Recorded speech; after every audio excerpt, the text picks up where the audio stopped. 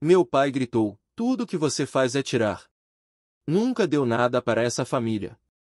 Depois mandou eu ir embora, se ainda tivesse um pingo de orgulho. Então eu fui, em silêncio. Um mês depois, minha irmã me ligou aos prantos. Por que os pagamentos da faculdade pararam? Eu só respondi por mensagem. Achei que eu nunca tivesse dado nada para essa família. E aí, fiquei assistindo enquanto todos eles desmoronavam sem mim. Meu nome é Eric, tenho 29 anos. E até o ano passado, eu achava que entendia o que significava ter uma família. Não aquela versão idealizada de comercial de Dia das Mães, mas o tipo de família pela qual você constrói sua vida ao redor. Mesmo que isso signifique carregar mais peso do que deveria. Sempre fui o quieto, o filho responsável, aquele que manda flores nos aniversários e assume as broncas quando ninguém mais percebe que tem bronca para assumir. Mas eu nunca imaginei que acabaria sendo a espinha dorsal de uma família que me fazia sentir descartável o tempo todo. Isso não aconteceu de uma vez só. Foi devagar, quase silencioso, como aquele mofo escondido debaixo do piso que você só descobre quando tudo desaba. Sou o filho do meio. Meu irmão mais velho, o Adam, era o queridinho. Jogador de futebol americano do colégio. Carismático, sempre rodeado de gente. Minha irmã mais nova, a Mia, foi tratada como uma princesa desde o berço. E eu? Eu era o que tirava nota B+, e ouvia que não estava atingindo todo o meu potencial. Mas eu nem ligava. Sério, fiquei na minha, ganhei uma bolsa de estudos, saí de casa e, eventualmente, abri minha própria empresa de tea. Por um milagre, o negócio começou a dar certo depois de 3 anos puxados à base de miojo. Jornadas de 16 horas por dia sendo ignorado por todo investidor a quem eu apresentava minhas ideias. Engraçado que, quando eu estava ralando, ninguém dizia nada. Silêncio total. Mas quando o dinheiro começou a entrar, foi aí que eu voltei a fazer parte da família. Primeiro veio um pedido pequeno.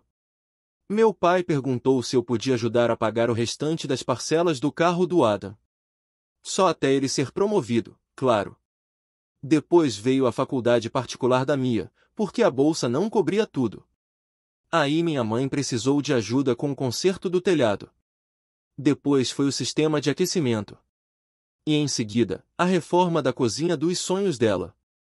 E do nada, eu estava bancando 3 casas diferentes e ainda recebendo mensagem tipo, pode me mandar um Pix para a compra do mercado? No começo, eu nem me importava. Me sentia grato por poder ajudar. Eu até me convenci de que estava construindo algo. Um legado, talvez. Achei que um dia eu ia olhar para trás e dizer, fiz a vida das pessoas que amo ser melhor. Mas com o tempo, a forma como eles agiam, como se fosse minha obrigação, como se eu não estivesse fazendo nada demais, começou a me corroer por dentro.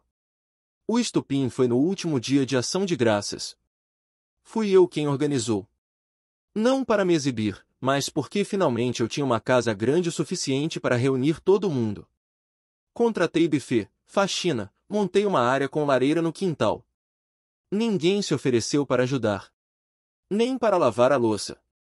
Adam fez um brinde no meio do jantar, dizendo como era sortudo por ter uma família unida, como a gente sempre podia contar uns com os outros, sem mencionar uma palavra sobre quem pagou tudo aquilo. Mia levou o novo namorado e não tirou os olhos do celular. E meu pai? Passou a noite toda dizendo que no tempo dele era mais difícil, que hoje em dia os jovens têm tudo fácil.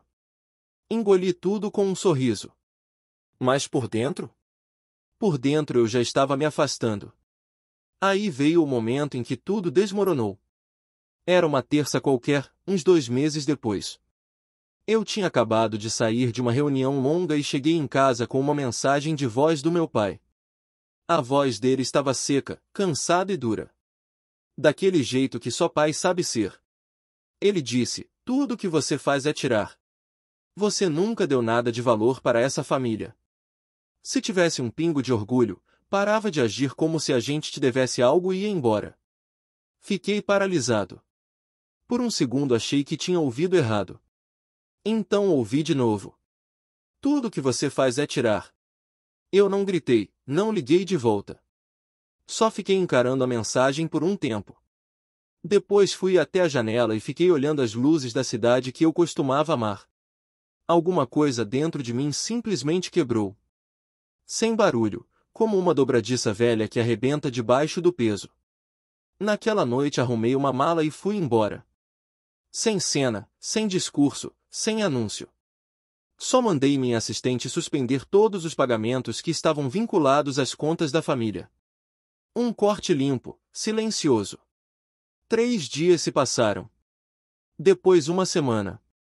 Silêncio absoluto. Ninguém ligou. Ninguém mandou mensagem. Demorou quase um mês inteiro para eles perceberem. Mia foi a primeira. Ela me ligou numa sexta-feira à noite. A voz trêmula. Eric, oi. É que eu entrei no portal da faculdade e minha mensalidade não foi paga esse mês. Aconteceu alguma coisa com a conta? Dava para sentir o desespero que ela tentava esconder. Aquele tom forçado de quem finge que tá tudo bem, mas está à beira de surtar. Respondi com uma única mensagem de texto. Achei que eu nunca tivesse dado nada para essa família.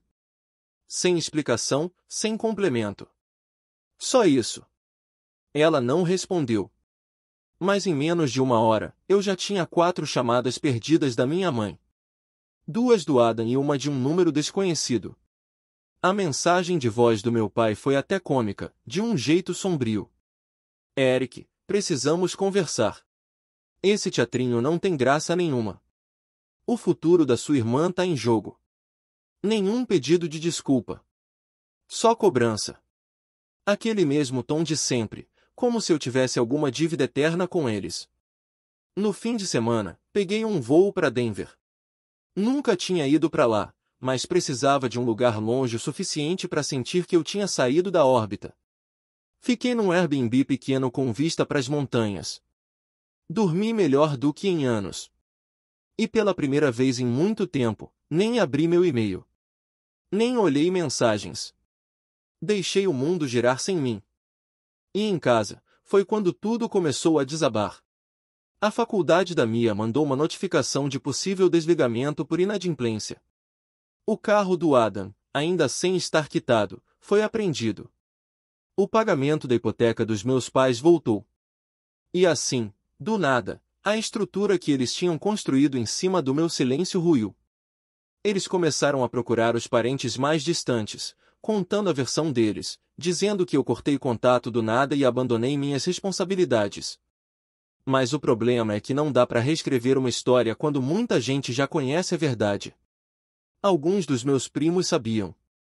Eles já tinham percebido esse padrão fazia tempo. Recebi uma mensagem da Emma, filha da irmã da minha mãe.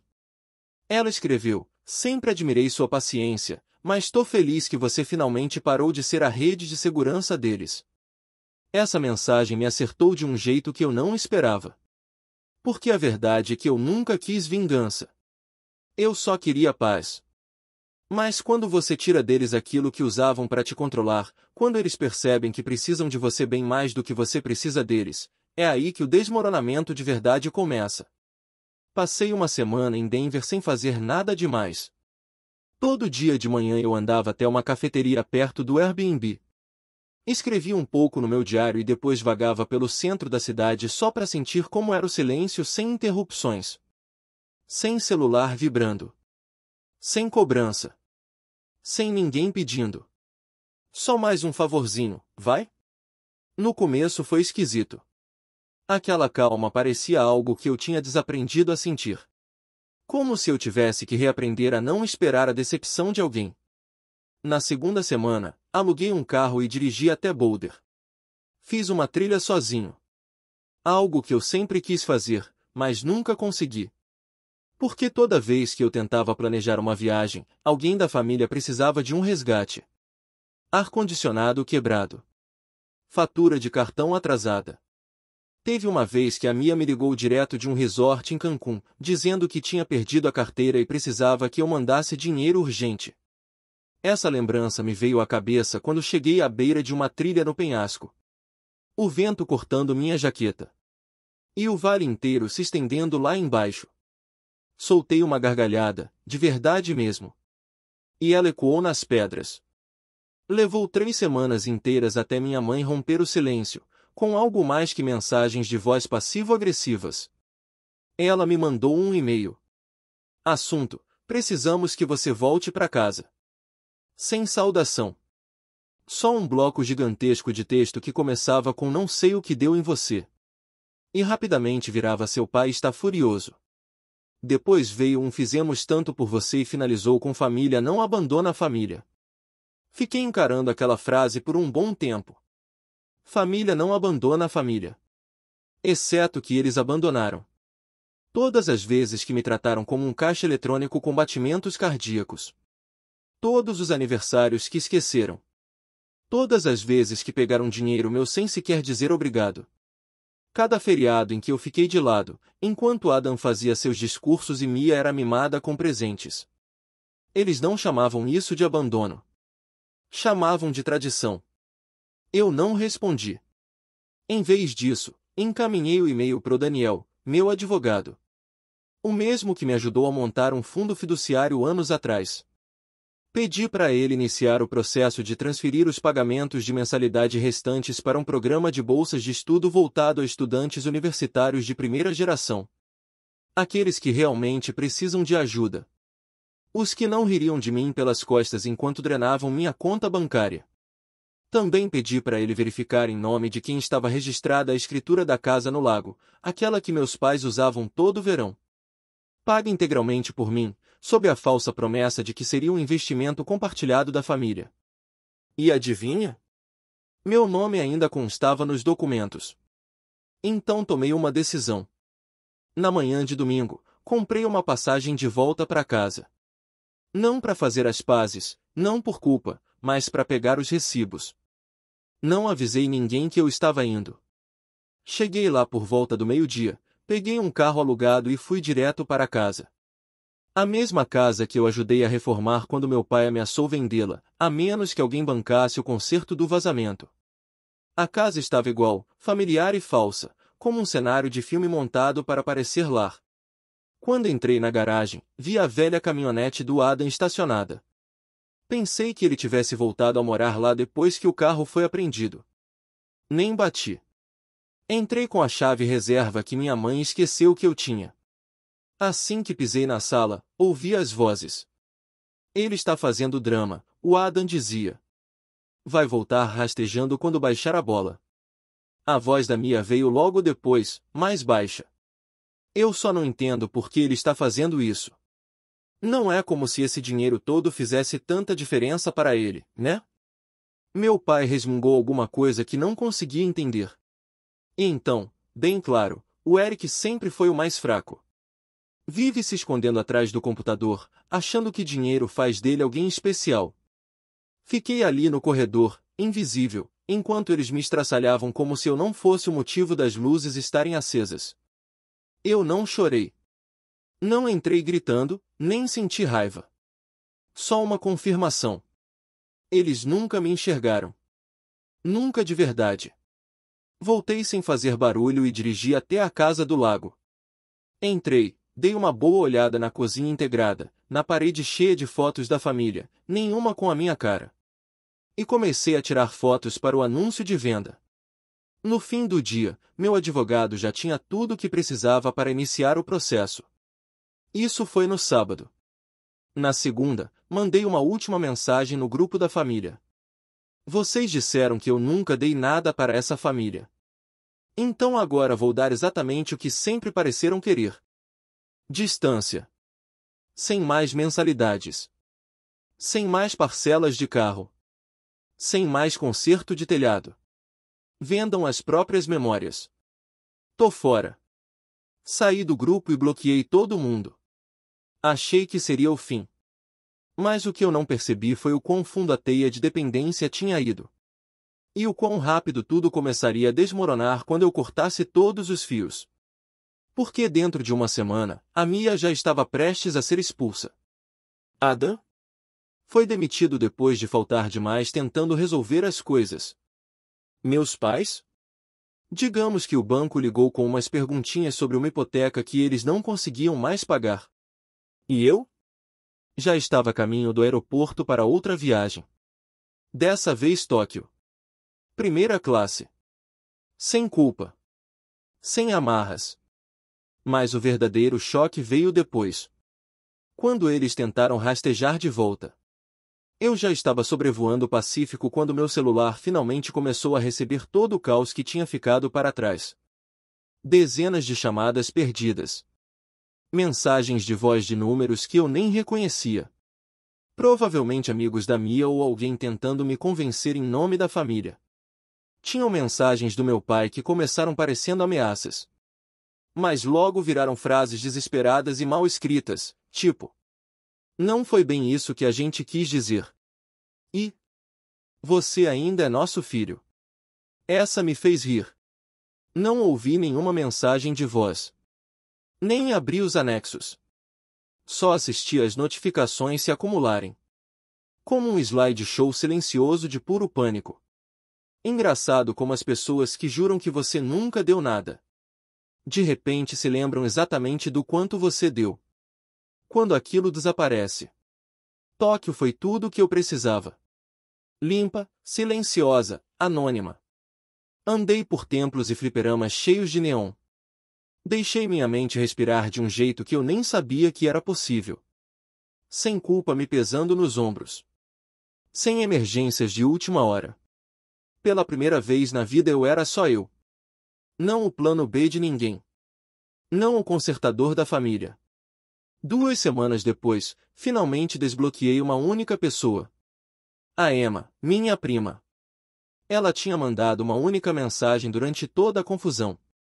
Sem drama, sem apelo. Só: "Quando você quiser conversar, tô aqui." Não para te convencer. Só para te ouvir. Encontrei com ela depois que voltei. A gente sentou num café perto do AP dela e ela abriu o notebook. "Quero te mostrar uma coisa." Ela disse empurrando o computador pela mesa. Era um post no Reddit. De todas as coisas, a Mia tinha feito uma publicação usando uma conta fake pedindo ajuda financeira para continuar na faculdade por causa de uma emergência familiar inesperada. Ela contou uma história que me pintava como um instável. Disse que eu tinha abandonado a família sem motivo. Afirmou que eu estava tendo um surto. E as pessoas estavam doando dinheiro. Estranhos. Emma me olhou, séria. Ela já arrecadou quase 6.000 até agora. Achei que você devia saber. Fiquei encarando a tela com um nó no estômago que não era raiva. Era tristeza. Lá estava de novo. A mesma história, moldada para encaixar no papel de vítima. Só que dessa vez, ela estava fazendo isso em público. Monetizando a situação. Usando a empatia alheia como arma. E o pior de tudo, ela ainda não enxergava o que tinha feito. Naquela noite, eu não postei um desabafo nem fui tirar satisfação diretamente. Fiz algo mais silencioso. Tirei prints de cada pagamento que fiz para a educação dela. Transferências bancárias, recibos de mensalidade, até o valor que enviei para o fundo de livros no primeiro ano de faculdade. Subi tudo num álbum privado, sem nomes, sem legendas dramáticas. Só datas, valores e comprovantes de pagamento. E então postei um único comentário anônimo na thread. Antes de doar, talvez pergunte para onde foram os outros $90.000. Tem gente que simplesmente esquece quem ajudou assim que a ajuda acaba. Não viralizou, nem precisava. Em menos de 24 horas o post dela foi removido pelos moderadores por atividade suspeita. E os comentários viraram contra ela. Esse foi o primeiro baque real que eles enfrentaram. O segundo veio uma semana depois, quando recebi uma carta registrada no escritório. Era do meu pai, não escrita à mão, digitada, com cara de notificação judicial. Começava assim: "Estamos solicitando formalmente uma reunião para discutir a ruptura da dinâmica familiar." Quase engasguei de tanto rir, como se eles estivessem convocando uma reunião de diretoria para consertar o que eles mesmos destruíram. Mas lá no meio daquele juridiquês, todo estava o verdadeiro motivo do contato. Eles queriam uma parte do dinheiro da venda da Casa do Lago. Aparentemente, achavam que tinham investimento emocional no imóvel. Entreguei a carta para o Daniel, meu advogado, sem dizer uma palavra. Ele leu, deu um sorriso de canto e disse: quer que eu mande um lembrete de que investimento emocional não vale nada no tribunal? Assenti com a cabeça, mas a gente foi além. Enviamos uma cópia do acordo original.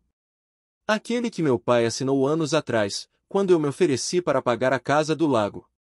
O documento dizia com todas as letras, escrito por ele mesmo: reconheço que esta casa foi comprada por Eric sobrenome e permanece sendo propriedade dele.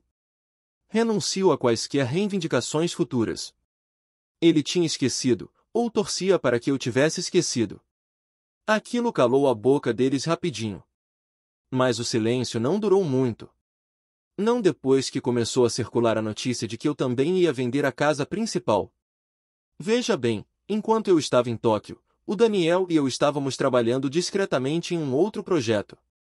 Descobrimos que, anos atrás, eu havia emprestado uma quantia considerável para os meus pais, sem contrato formal, quando eles estavam prestes a perder a hipoteca. Nunca me pagaram de volta. O Daniel rastreou todos os depósitos, compilou cada transferência bancária e registramos um ônus real sobre o imóvel. Agora, legalmente, eles me deviam mais de $80.000. O que me dava o direito de forçar a venda da casa. Emma me ligou naquela noite. Eric, eles estão em pânico. Sua mãe ligou para minha mãe chorando. Seu pai está ameaçando ir para as redes sociais. Suspirei. Deixa ele. Eu tenho os recibos. Vamos ver quem vence essa guerra de reputação. Mas o que eu não contei para ela é que aquilo já não era mais por vingança.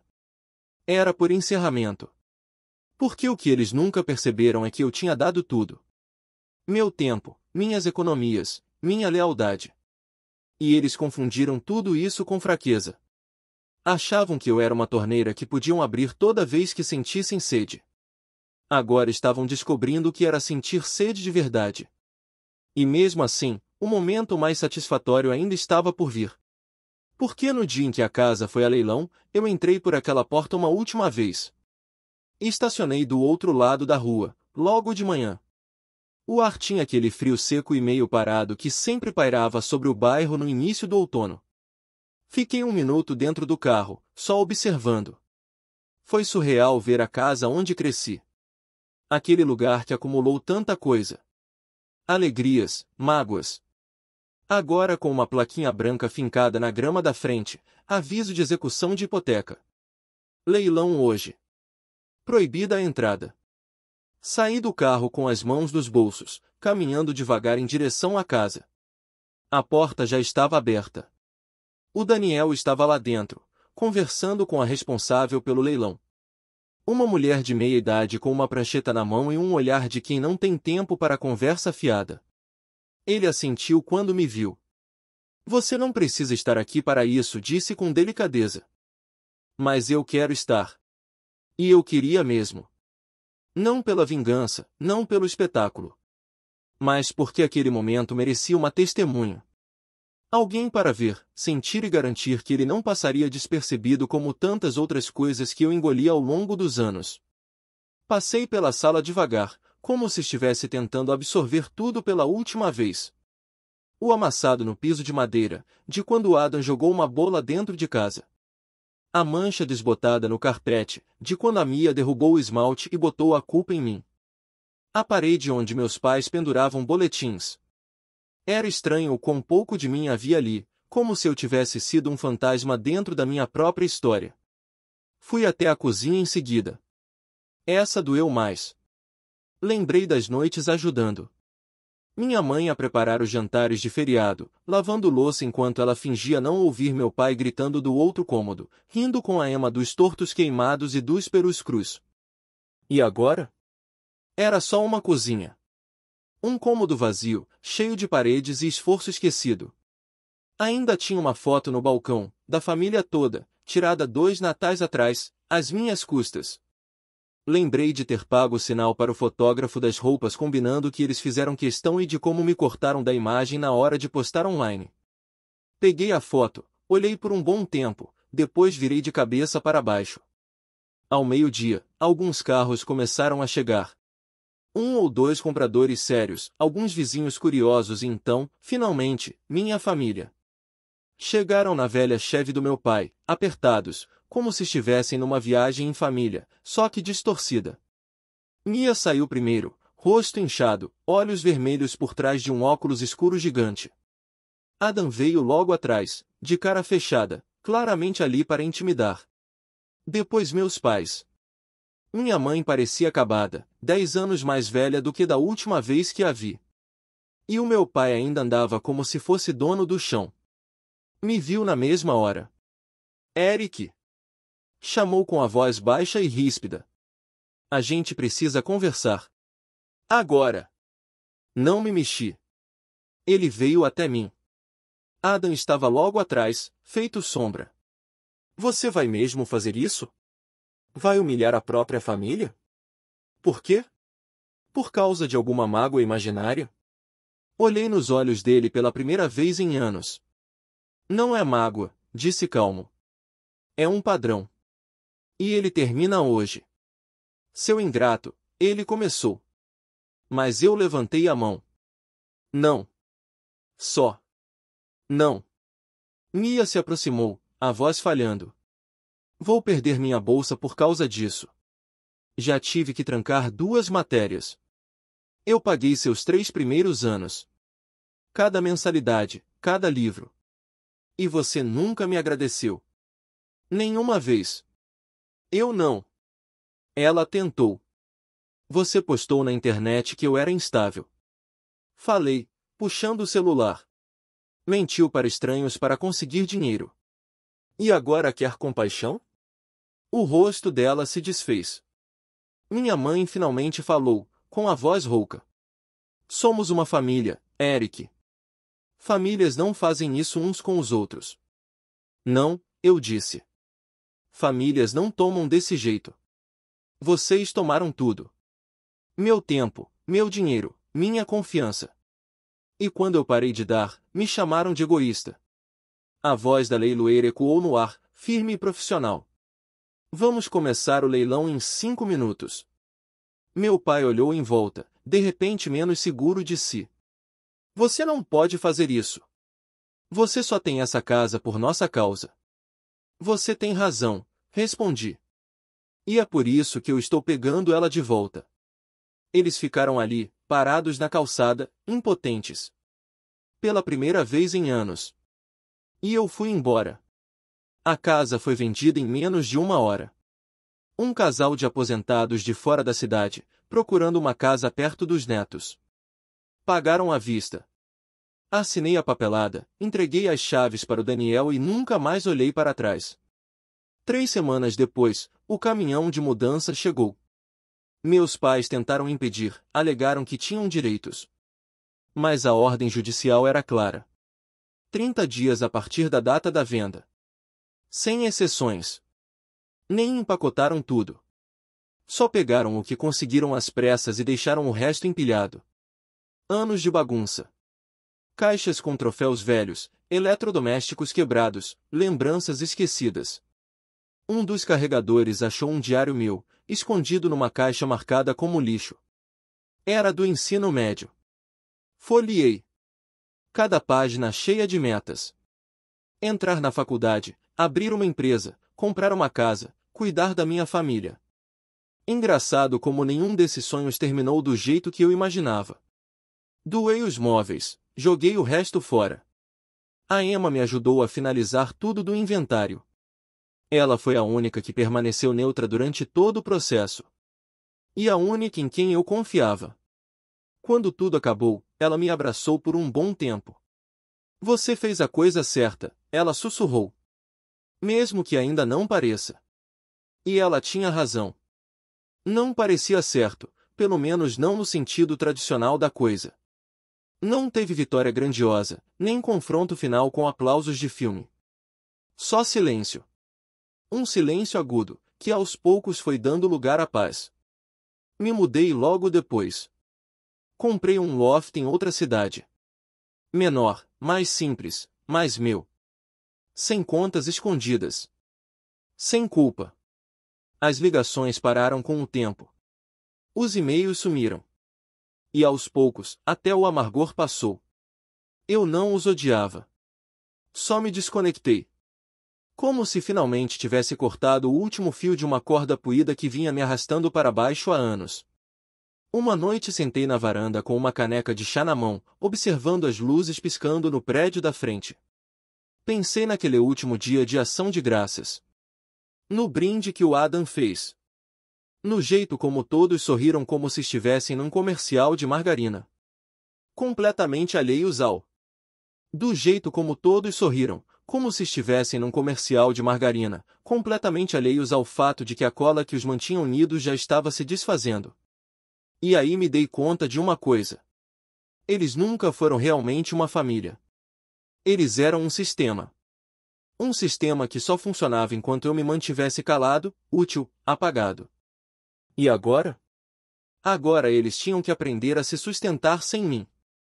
Recebi uma mensagem alguns meses depois. Um e-mail.